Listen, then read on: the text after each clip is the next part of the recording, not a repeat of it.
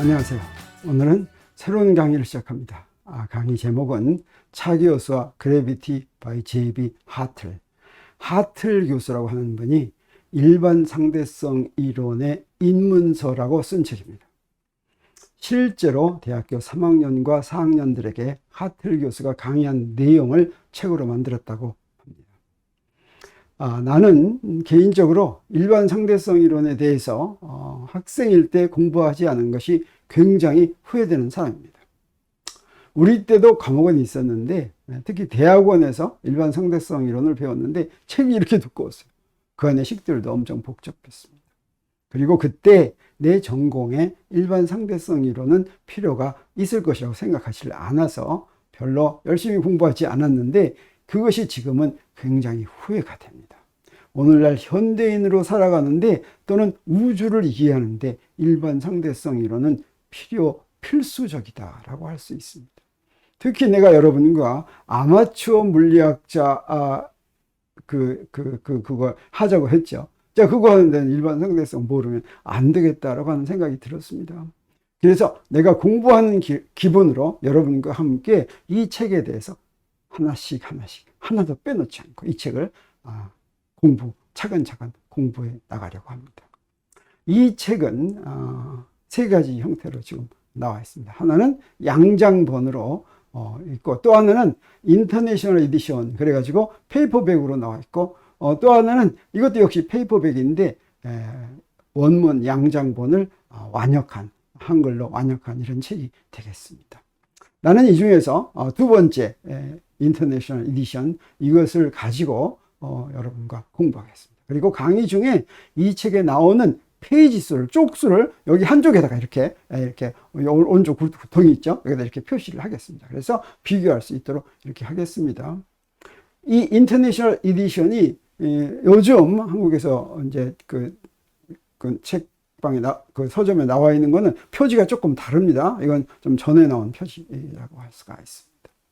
자, 그러면 제 1장부터 시작하겠습니다. 제 1장은 Gravitational Physics. 바로 일반 상대성 이론이 이 그래비테이셔널 피직스는 중력 물리학입니다. 중력 이론인데 제1장은 중력 이론이 무엇인가에 대해서 설명하고 있습니다. 자, 이 책의 주제가 바로 이제 일반 상대성 이론이고, 이 책의 주제가 그것을 뭐라고 표시하냐면 클래시컬 시어리 오브 그래비티다 이렇게 얘기합니다. 중력의 고전 이론. 여기서 클래시컬 시어리라고 하는 것은 대비되는 얘기입니다. 무엇과 대비되는 거냐면 퀀텀 시어리 오브 그래비티와 대비되는 이야기다 이렇게 할 수 있어요. 그래서 우리 물리학도 고전 물리학 대비되는 게 양자 물리학, 클래시컬 피직스, 퀀텀 피직스 그러죠. 그런 것처럼 클래시컬 시어리 오브 그래비티 하면 이건 퀀텀 시어리 오브 그래비티와 대비해서 고전 중력에 대한 고전 이론이다 이렇게 이야기한다고 할 수 있습니다. 그래서 이 중력에 대한 클래시컬 시어리를 간단하게 이걸 뭐라고도 부르냐면 클래시컬 그래비티 이렇게 부르기도 합니다. 이것과 대비되는 것이 퀀텀 그래비티가 되겠죠. 이 책에서 다루는 것은 클래시컬 그래비티입니다. 퀀텀 그래비티는 잠깐 소개만 하고 넘어간다고 합니다.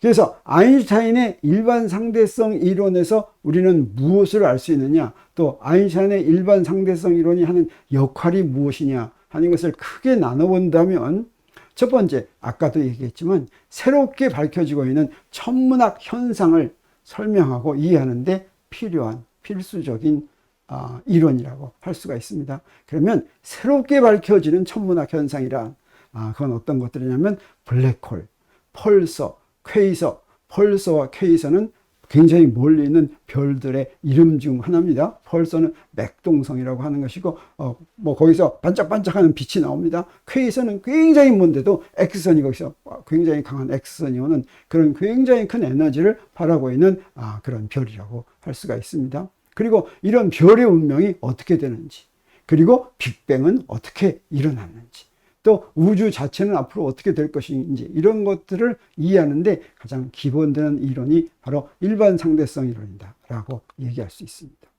그리고 우리 주위에서도 일반 상대성 이론이 꼭 필요한 경우가 있습니다. 뉴턴 역학으로 설명되지 않는 행성 궤도의 미세한 변화를 일반 상대성 이론으로 설명합니다. 그래서 일반 상대성 이론이 옳은 이론이다라고 하는 것이 첫 번째로 밝혀진 것이 바로 행성궤도의 그런 미세한 변화였죠. 그리고 세 번째는 오늘날 우리가 일상생활에서도 일반 상대성 이론이 이용이 되는데 그게 바로 내비게이션입니다. 내비게이션이 무엇을 이용하냐면 GPS를 이용하죠. GPS는 글로벌 포지셔닝 시스템 그래가지고 어떻습니까? 지구 위에 인공위성을 24개를 띄워가지고 거기서부터 이제 신호를 받는데 그 신호로 시간을 비교합니다. 그 인공위성의 시간과 지상의 시간을 비교해서 그 거리를 이제 측정해 내는데 그걸 이제 정확하게 하려면 이게 정밀하게 해야지 자동차가 그 길 가는 거 알겠죠? 몇 센티미터에 떨어지면 안 되겠죠? 자, 그거 하는데 필요한 것이 일반 상대성입니다. 이렇게 얘기할 수가 있습니다. 그리고 또 하나는 이론적인 면에서 기본 상호작용이 중력과 함께 전기력, 양력, 강력 이렇게 있는데 아주 오래전부터 이 네 가지 상호작용을 하나로 합치려는 시도가 있었고 실제로 에너지 스케일에 따라서 이것들이 합쳐질 수 있다라고 하는 그런 연구가 진행이 되고 있는데 그런 연구를 진행할 때 일반 상대성 이론이 가장 중요한 역할을 한다고 할 수가 있겠습니다. 그러면 이 일반 상대성 이론 또는 중력 역할의 중력 물리학의 두 역할을 볼 수가 있는데 그건 바로 뭐냐면 우리 주위에 일어나는 현상 말고 최신 물리학은 어떤 현상을 다루냐면 너무 커서 볼 수 없는 세계를 다루고 또 하나는 너무 작아서 볼 수 없는 세계를 다룹니다. 너무 커서 볼 수 없는 세계가 바로 우주 또는 사실은 지구 바깥만 가더라도 우리가 직접 보기는 어렵죠. 그리고 너무 작아서 볼 수 없는 세계가 바로 원자 내부 세계다 이렇게 이야기할 수가 있습니다. 이 너무 커서 볼 수 없는 세계 여기는 중력 물리학이 이 중력 물리학이 바로 일반 상대성 이론입니다. 일반 상대성 이론이 이 너무 커서 볼 수 없는 세계를 다루는 분야인 천문학과 우주론의 수단이 된다 이렇게 이야기할 수가 있겠습니다. 그리고 너무 작아서 볼 수 없는 세계에도 중력 물리학이 바로 소립자 물리학이나 양자역학 이런 것과 연관이 된다고 하는 것이죠. 이 두 개가 합해져서 이 두 개가 전부 다 합해져서 되는 데가 어디냐면 빅뱅인데 이 빅뱅에서는 두 세계의 물리학이 전부 적용이 됩니다. 빅뱅이 바로 뭡니까? 지구가 점점 커진다고 그랬죠. 그래서 과거로 거슬러 올라가면 이 관측 가능한 우주 전체가 가능한 가장 작은 부피 속에 다 모여 있는 거 이게 바로 그렇게 축소된 세계가 빅뱅이다 이렇게 이야기할 수가 있는 것이죠. 그래서 이 빅뱅에서는 중력 물리학의 두 측면이 전부 다 여기서 한꺼번에 이용이 된다 이렇게 이야기할 수가 있습니다. 그런데 이 책에서는 너무 커서 볼 수 없는 세계에 대한 부분만을 주로 다룬다라고 합니다. 자, 일반 상대성 이론이 나오게 된 배경을 돌이켜 보겠습니다. 일반 상대성 이론은 아인슈타인이 공연히 이 중력이 어떻게 생겼을까 이걸 연구하다 한 것이 아닙니다. 사실은 아인슈타인이 무엇을 더 먼저 발견했습니까? 특수상대성 이론을 더 먼저 발견했죠. 1905년에 특수상대성 이론을 발견했는데 이 특수상대성 이론이 나오게 된 것도 배경이 있었습니다. 19세기가 끝나가면서 역학과 뉴턴 역학과 전자기학, 맥스웰의 전자기학이 크게 모순을 일으켰습니다. 그 모순을 일으킨 게 바로 광속 불변이라는 또 모순을 일으켰었고 또 하나는 상대성의 원리라는 이 두 가지 가지고 크게 모순을 일으켰습니다. 이것은 반드시 해결되어야 되는 문제인데 아인슈타인이 특수 상대성 이론으로 이걸 일거에 해결했다고 이렇게 이야기할 수가 있죠. 그래서 특수상대성 이론은 우리가 무엇을 알게 해줬냐면 우리가 전에는 시간과 공간이 서로 독립된 존재라고 생각했는데 그렇지 않고 시간과 공간이 같은 것이고 우리는 4차원 시공간에서 살고 있다라고 하는 사실을 알게 해줬죠. 그러면 우리가 많은 것을 이해하는 것이 달라지게 됩니다. 그리고 그 전에 나왔던 이론, 특수상대성 이론이 나오기 전에 나왔던 이론은 시간과 공간을 따로따로 생각한 거였기 때문에 특수상대성 이론에 특수상대성 이론에 부합되지 않는 이론이었고 그것은 사실은 근사적인 이론이어야지 됐죠. 그래서 제대로 된 이론이어야 되려면 시간과 공간이란 자연현상이 일어나는 무대죠.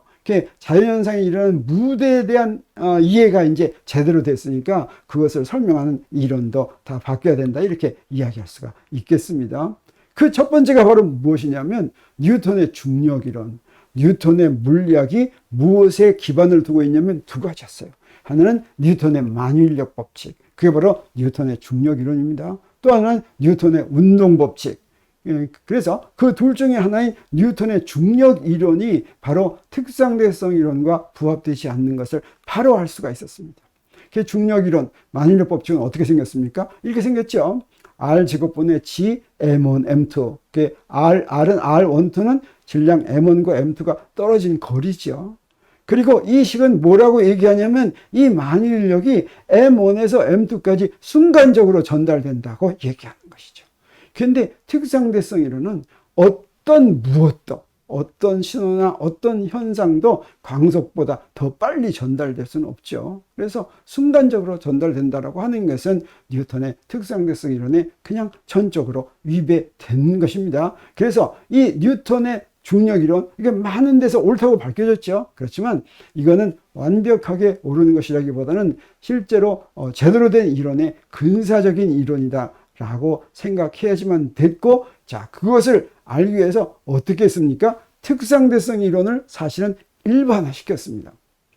특상대성 이론이란, 상대성 이론이란 같은 자연현상을 서로 다른 두 기준계에서 관찰하는 것인데, 특상대성 이론은 한 기준계가 다른 기준계에 대해서 등속도 운동하는 특별한 경우에 한해서 한 이론이었어요. 이것을 일반화시킨 것입니다. 한 기준계가 다른 기준계에 대해서 일반적으로 가속 운동하는 것까지도 확장한 것이 일반 상대성 이론인데, 그 일반 상대성 이론에 의해서 바로 이런 중력이, 일반 상대성 이론이 그냥 특상대성 이론을 이렇게 일반화시킨 이론일 뿐만 아니라 이게 바로 중력 이론이다라고 하는데 이르게 된 것이죠. 그래서 일반 상대성 이론은 1915년에 발표됐는데, 특상대성 이론이 나오고 10년이 지난 다음에 발표됐죠. 그랬을 때 어떻게 됐겠습니까? 자, 뉴턴의 중력 이론은 이제 이렇게 생겼습니다. 그러면 이 시기, 자, 뉴턴의 만유인력 법칙이 조금 형태가 바뀐 어떤 다른 새로운 식으로 된 법칙으로 나왔겠습니까? 그렇지가 않습니다. 식이 바뀐 것이 아니라 어떻게 됐냐? 시간과 공간에 대한 엄청난 개념적인 혁신이 나왔다고 하는 것이죠. 자, 특상대성 이론은 시간과 공간에 대한 개념을 제대로 이해한 것이라고 그랬죠. 일반 상대성 이론은 시간과 공간에 대한 개념적 혁신이 일어났습니다. 자, 그런데 그 전에 알려진 실험적 사실이 바로 일반 상대성 이론을 얘기해주고 있었습니다. 일반 상대성 이론이 나오기 전에도 오랫동안 아주 이상한 현상이 있었어요. 그게 뭐냐면 여러분도 잘 알고 있는 것처럼 우리 갈릴레이가 피사의 사탑에서 무거운 것과 가벼운 걸 떨어뜨렸죠. 그게 어때요? 사실은 이게 그 떨어뜨린 실험은 아리스토텔레스가 무거운 것이 더 빨리 떨어진다고 했기 때문에 그게 아니다, 같이 떨어진다라고 하는 걸 보이려고 한 것이죠. 근데 사실은 같이 떨어진다고 하는 것이 더 큰 퍼즐이었습니다. 왜 같이 떨어질까? 라고 하는 것이죠. 그렇죠. 그 같이 떨어진다는 건 단지 같이 떨어진다는 것뿐 아니라 중력장 아래서 중력만 받고 움직이는 물체는 질량이 크든 작든 다 똑같은 경로를 따라서 움직인다고 하는 거죠. 그래서 중력과 관계없이 똑같은 경로를 따라서 움직인다고 하는 것은 어떻습니까? 철로를 따라서 좋은 기차나 나쁜 기차나 빠른 기차나 느린 기차나 다 똑같은 경로를 따라서 움직인다라는 생각을 하게 되지 않겠습니까? 바로 이 실험 사실에서부터, 이 관찰 결과에서부터 아인슈타인은 어떻게 판단했냐면 중력은 4차원 시공간의 곡률로 이해해야 된다라고 판단한 것입니다. 자, 그러면 이것이 무슨 말인지 보겠습니다. 이것이 무슨 말인지 보기 전에 먼저 아까 얘기한 일반 상대성 이론이 나오기 전에 두 가지 퍼즐, 그걸 조금 더 설명할 것 같으면 이런 것입니다. 첫 번째는 질량이라고 하는 개념이 뉴턴의 기본이 되는 두 식, 하나는 무엇이었습니까? 뉴턴의 운동방정식의 질량이 나옵니다. 그리고 또 뉴턴의 만유인력 법칙에서도 질량이 나옵니다. 근데 이 뉴턴의 운동법칙에 나오는 질량은 어떤 성질을 갖는 것이냐면 물체가 가지고 있는 관성의 정도입니다. 그리고 만유인력 법칙에 나오는 질량은 어떤 성질을 갖는 것이냐면 만유인력을 얼마나 많이 작용하게 하는가 하는 성질을 갖는 것이에요. 이 두 식은 아무런 관계가 없습니다. 그래서 사실은 두 질량이 같을 이유가 없다고 하는 것이죠. 그것을 깨닫고 나서는 사람들이 19세기부터는 뉴턴의 운동 법칙에 나오는 질량을 관성 질량, 그리고 뉴턴의 만일력 법칙에 나오는 질량을 중력 질량, 이렇게 이름을 붙여놓고 두 질량이 정말 같은지 실험으로 확인하기 시작했습니다. 그게 이제 19세기 말 20세기 초에 많은 실험이 진행이 됐는데, 정밀한 실험을 하면 할수록, 더 소수점 이하를 더 많이 가면 갈수록 둘이 완벽하게 같다고 하는 그런 결과만 나왔습니다. 그래서 이 중력 질량과 관성 질량이 왜 그렇게 같은가? 뉴턴의 운동 법칙과 뉴턴의 만일력 법칙은 전혀 상관없는 독립된 두 법칙인데, 두 법칙으로 정의되는 질량이 왜 이렇게 같은가 하는 퍼즐이 하나 있었습니다. 그리고 또 하나는 아까 얘기한 질량이 다른 두 물체가 움직이는 모습을 보면, 예를 들어서 여기서 농구공을 이렇게 간다고 하겠어요. 근데 농구공이 아니라 탁구공을 보낸다고 하더라도 처음에 초기 조건만 같으면, 그 얘기는 뭐냐면 같은 위치에서 같은 속도로 같은 방향으로 던지면 그 경로가 똑같다고 하는 것입니다. 자, 이 두 가지가 왜 성립하는가 하는 그런 퍼즐이 있었고, 이것을 일반 상대성 이론이 해결하는 것이죠. 일반 상대성 이론은 이것을 해결하려고 이제 그 이론이 나온 게 아니라, 사실은 어떻다고 그랬습니까? 특수상대성 이론을 일반화시킨 것이라고 했죠. 우리가 특수상대성 이론 배울 때 특수상대성 이론의 기본식은 뭐였습니까? 로렌츠 변환이었죠. 두 기중계를 변환을 시켰습니다. 이런 로렌츠 변환과 같은 식을 두 기중계가 서로 가속도로 움직일 때까지로 확장한 것이었습니다. 자, 그렇게 확장한 것으로 나온 그 결과가 일반 상대성 이론인데, 그 일반 상대성 이론이 무엇을 우리한테 알게 해줬냐면, 알고 봤더니 만유인력의 역할, 중력의 역할이 뉴턴의 만유인력 이론과는 전혀 다르다고 하는 것이죠. 자, 그래서 일반 상대성 이론은 질량은 어떤 역할을 하냐? 뉴턴의 이론에서는 질량은 질량과 질량 사이에 만유인력이라는 힘을 작용한 것이었죠. 근데 그렇지 않고 질량이 주위의 시공간을 휘게 한다. 여기서 시공간을 휘게 한다라고 하는 것은 시간도 공간과 똑같은 것이어서 4차원 시공간을 휘어지게 만든다라고 하는 뜻입니다. 그러면 그렇게 휘어진 시공간, 만약에 질량이 하나도 없다면 평평한 4차원으로 평평한 시공간이 됩니다. 거기서는 다 직선 운동을 하는데, 그 평평한 시공간에다가 질량을 갖고 오면, 태양과 같은 게 이렇게 있습니다. 그러면 그 주위에 시공간이 휘는데, 거기에 다른 질량을 갖고 오면 어떻게 되냐? 그러면 휘어진 시공간에서 최대한 똑바로 움직인다고 하는 것이죠. 어떤 질량을 가진 놈이든지 전부 다 거기서 똑바로 움직인다라고 하는 것입니다. 그래서 예를 들어서 지구의 공전 운동을 설명할 때 뉴턴과 아인슈타인이 설명하는 게 다릅니다. 뉴턴은 어떻게 설명했습니까? 사실 이게 중요한 문제였죠. 케플러 법칙에 의해서 행성들이 태양 주위를 타원 궤도를 돈다라고 하는 것을 당시로는 전혀 이해할 수가 없었는데, 뉴턴이 그걸 이해하기 위해서 만유인력 법칙을 발견한 것이죠. 그리고 운동 법칙과 만유인력 법칙을 결합해서 행성들의 운동을 설명했더니 아주 잘 설명이 됐습니다. 그 설명한 방법이 바로 뭐냐면, 태양이 지구에 만유인력을 작용하고 그 만유인력을 받은 지구는 타원 궤도를 돈다라고 하는 것이죠. 근데 일반 상대성 이론은 어떻게 하느냐? 태양은 주위의 시공간을 휘게 합니다. 그리고 그 휘어진 시공간에서 지구는 최대한 똑바로 움직인다고 하는 것이죠. 그래서 중력의 역할은 바로 무엇을 해주는 것입니까? 시공간의 구조를 바꿔주는 것이죠. 그래서 우리 뭐라고 얘기할 수 있냐면, 그래비티는, 중력은 지오메트리다, 기하학이다, 이렇게 이야기할 수가 있는 것입니다. 일반 상대성 이론을 얘기할 때는 항상 중력 이론이란 바로 기하학이다 라고 이야기하는 이유가 바로 여기에 있습니다. 그러면 이런 중력의 성질은 어떻게 된 것일까? 어떤 성질을 갖고 있을까? 이런 거 이야기하는데, 사실은 뉴턴의 중력 법칙으로도 이 중력의 성질, 만유인력의 성질을 상당 부분 많이 알 수가 있습니다. 그래서 만유인력 법칙이 이렇게 생겼는데, 이것만 가지고도 우리 뭘 알 수가 있냐면, 뉴턴 이론에서 중력은 모든 질량들 사이에 작용하는 상호작용이죠. 근데 특수상대성 이론에서 우리는 이미 무엇을 알았습니까? 질량은 에너지의 한 형태다라고 하는 것을 알았죠. 그래서 중력은 질량들 사이에 작용하는 상호작용뿐 아니라 모든 형태의 에너지들 사이에 작용하는 상호작용이다. 물론 거기에 질량도 포함됩니다. 바로 그런 성질이 하나 있습니다.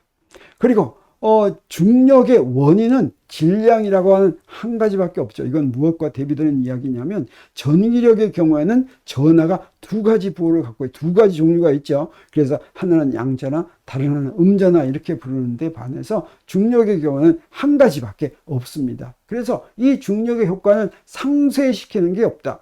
전기력의 경우에는 양전하고 음전하가 똑같이 섞여 있으면 그 바깥으로는 전기력의 효과가 바깥으로 나가지가 않죠. 상쇄가 되죠. 근데 중력은 그렇지 않다라고 하는 것이고, 그래서 중력은 항상 인력으로만 작용한다라고 하는 것을 알 수가 있습니다. 그리고 중력의 특징이 또 바로 이 만유인력 법칙이 알 수 있는 것처럼 먼 거리 힘이다 라고 하는 것입니다. 거리 제곱의 반비례한. 그래서 멀어지면 멀어질수록 약해지지만 아무리 멀리 있어도 만유인력은 작용한다고 하는 것이죠. 이것은 무엇과 대비되는 얘기냐면 핵력이나 강력이나 양력과 대비되는 얘기입니다. 그런 것들은 어느 정도 가면 힘의 영향이 없어집니다. 이걸 뭐라고 얘기하냐면 짧은 거리 힘이다 이렇게 이야기하죠. 그래서 그리고 이 중력은 또 어떤 특징을 가지고 있냐면 그 세기가 네 가지 상호작용 중에서 가장 작습니다. 비교를 한다면 우리 비교하려면 기준을 똑같이 하고 비교해야 되겠죠. 그래서 양성자 두 개를 R만큼 띄워놓겠어요. 그리고 이 양성자 둘 사이에 작용하는 만유인력과 중력과 전기력을 비교해 보겠습니다. 그러면 여기서 만유인력은, 중력은 뉴턴의 만유인력 법칙으로 계산하고, 그 다음에 전기력은 쿨럼b 법칙으로 계산하겠어요. 그래서 우리가 알고 있는 값을 여기다 이렇게 대입하는데 R만큼 떨어뜨려 놨다고 그랬죠. 근데 둘 다 거리의 제곱에 반비례하기 때문에 이 R이 없어져 버립니다. 그리고 여기에 무엇으로 이게 결정이 되냐면 만유인력 상수와 그 다음에 쿨럼b 법칙 앞에 개수, 그 다음에 양성자의 질량, 그 다음에 양성자가 띈 전하의 전하량으로 결정이 되죠. 그 값들을 여기다 이렇게 대입할 것 같으면 얼마가 되냐면 무려 8 곱하기 10의 마이너스 37승. 10의 마이너스 37승은 어떻습니까? 만유인력이 전기력에 비해서 10의 37승배 더 작다라고 하는, 더 약하다라고 하는 뜻이죠. 없는 거는 마찬가지죠. 근데 여기서 이해할 수 없는 일이 하나 있습니다. 그러냐면 이렇게 네 가지 기본 상호작용이 있는데 우주를 결정하는 것은 일반 상대성 이론이다 라고 이야기하는 것은 우주를 결정하는 것은 중력이다 이렇게 얘기하는 것이나 마찬가지입니다. 왜 가장 약한 중력이 우주의 구성을 지배할까 하는 의문이 들죠. 그것은 이 기본 상호작용의 특징 때문입니다. 그래서 너무나도 신기하고 재미있는 것이 이 우주에는 몇 가지 기본되는 시스템들이 있는데 그 시스템들을 지배하는 상호작용이 바로 이 기본 상호작용들이 이렇게 나누어 갖는다라고 하는 것이죠. 그래서 첫 번째 강력과 양력은 어떤 특징을 가지고 있느냐면 가장 세면서 또 어떤 특징이에요? 짧은 거리 힘이어서 원자핵 바깥으로는 작용하지가 않습니다. 그래서 강력이 작용하는 범위는 길어봤자 10의 마이너스 15승미터 이상은 작용하지 않는다. 이렇게 이야기할 수가 있습니다. 이것은 원자핵이나 핵자, 양성자나 중성자를 이제 구성을 책임지는 그런 역할을 합니다.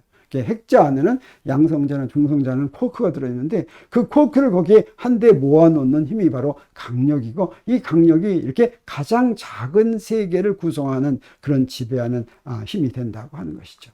그리고 두 번째 전기력은 어떠냐? 전기력은 굉장히 강한 힘이죠. 그런데 이 전기력으로 구성된 그래서 원자 속에는 가운데 원자핵인 양전하가 있고 그 뒤에 주위에 음전하인 전하가 있죠. 근데 원자핵의 양전하 양과 주위의 전자들의 음전하 양이 어떠냐? 완벽하게 똑같습니다. 중성 원자의 그 전하의 양들이 완벽하게 똑같아서 그 둘을 합하면 완벽하게 0이 됩니다. 예를 들어서 소수점이야 20짜리쯤에서 차이가 난다면 양전하 양과 음전하 양이 차이가 난다면 그것이 바로 중력보다 더 크겠어요. 근데 그렇지가 않고 완벽하게 똑같아서 중성 원자 외부에서 벌써 전기력은 완전히 차단돼서 바깥으로 나타나지 않는다라고 하는 것이죠. 대신에 원자 내부는 무엇에 의해서 지배가 되느냐? 강력과 양력은, 강력이나 핵력은 원자를 지배하지 못합니다. 원자 핵만 만듭니다. 그 다음에 그 안에서는 중력도 지배하지 않죠. 너무 약하고 그 안에 들어있는 질량들이 너무 작죠.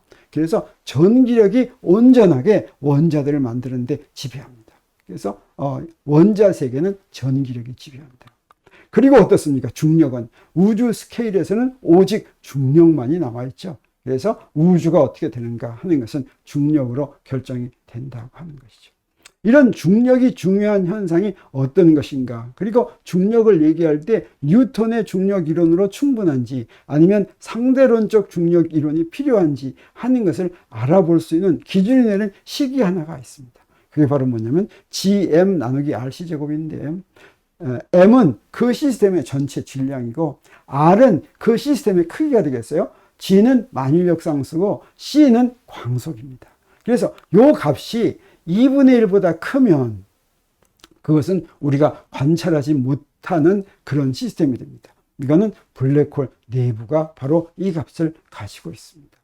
그리고 이게 2분의 1이면 이때는 상대론적 중력으로만 설명할 수 있는 그런 시스템이라고 할 수가 있고, 그 다음에 2분의 1보다 굉장히 작으면 뉴턴의 중력으로 충분하거나 아니면 중력이 거의 동작하지 않는 세계다, 이렇게 이야기할 수가 있습니다. 그래서 우리 한번 상상해 보겠어요. 우리 이 태양의 내부 구조를 설명하려고 한다면, 자, 이 중에서 그 뉴턴의 중력 이론과 상대론적 중력 이론 중에서 두 개 중에서 어떤 걸 이용해야 될 것 같습니까? 네. 그 태양 내부에서는 핵 반응이 일어나 가지고 지금 그 부피를 유지하고 있죠. 이랬을 때 일반 상대성 이론이 나오기 전에도 이건 어느 정도 설명할 수가 있었습니다. 이건 사실은 뉴턴의 중력 이론으로 충분하다, 이렇게 이야기할 수가 있죠. 그래서 여러 현상들을 이 기준되는 식으로 나누어서 보면 그 나누어서 그린 것이 이 교재의 그림 1.1에 나와 있는 것입니다. 이 그림은 가로는 뭐냐면 질량, 거리. 그래서 요거는 센티미터로 표시했습니다. 그리고 세로는 시스템의 질량을 그램으로 표시해 가지고 이거를 10의 몇 승 이렇게 해서 로그 스케일로 이렇게 그렸다고 할 수가 있습니다. 그리고 여기에 이렇게 그린 선, 가운데 그린 선이 바로 RC 제곱분의 GM이 2분의 1인 이런 선을 이렇게 그렸어요. 그래서 이 선의 위쪽은 이게 바로 블랙홀의 내부여서 관찰이 불가능한 그런 영역이다, 이렇게 이야기할 수 있습니다.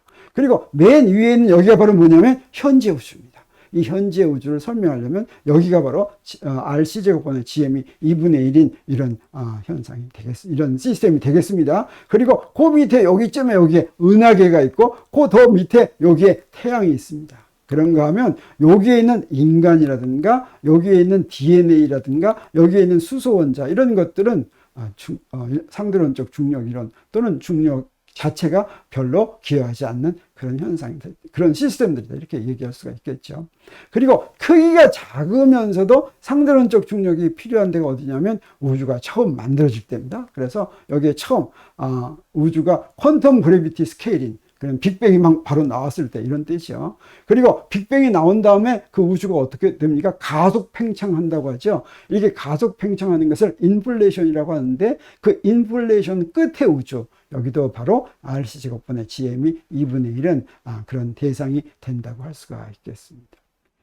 그래서 이렇게 상대론적 중력이 필요한, 중력이 설명하는 데 필요한 그런 현상들 몇 가지를 제1장 마지막 부분에서 설명하고 있습니다. 그것들은 내가 이제 요거 마치고 하려고 하는데, 그 현상들이 바로 뭐냐면 태양계에서도 상대론적 중력이 필요한 그런 게 있었죠. 그게 GPS라든가, 그 다음에 태양계에서 행성들의 궤도에 관한 수성의 세차 운동, 또는 태양 부근을 지나는 별빛의 경로라든가 이런 것들을 설명하는데 상대론적 중력이 필요했습니다. 사실은 이런 것들은 두 가지 수성의 세차 운동과 태양 부근을 지나는 별빛의 경로는 일반 상대성 이론이 처음 나왔을 때 그 이론이 옳다는 증거가 되어졌죠. 그리고 렐라티비스틱 스타들이 있습니다. 상대론적으로 설명되는 별들인데 아까 얘기한 펄사나 퀘이서가 그런데 속하겠어요. 또는 백색 외성이라든가 이렇게 상대론적인 별들이 있습니다. 그리고 블랙홀, 중력파, 우주, 퀀텀 그래비티 이런 거에 대해서 간단하게 제1장의 마지막 부분에서 이제 설명을 합니다. 그리고 이런 것들 중에 일부는 나중에 나오는 챕터들에서 더 자세하게 이렇게 설명이 될 예정으로 있습니다. 오늘은 여기서 강의를 마치고 다음 시간에 제1장의 두 번째 부분, 요 현상들을 설명하는 부분을 소개하도록 하겠습니다.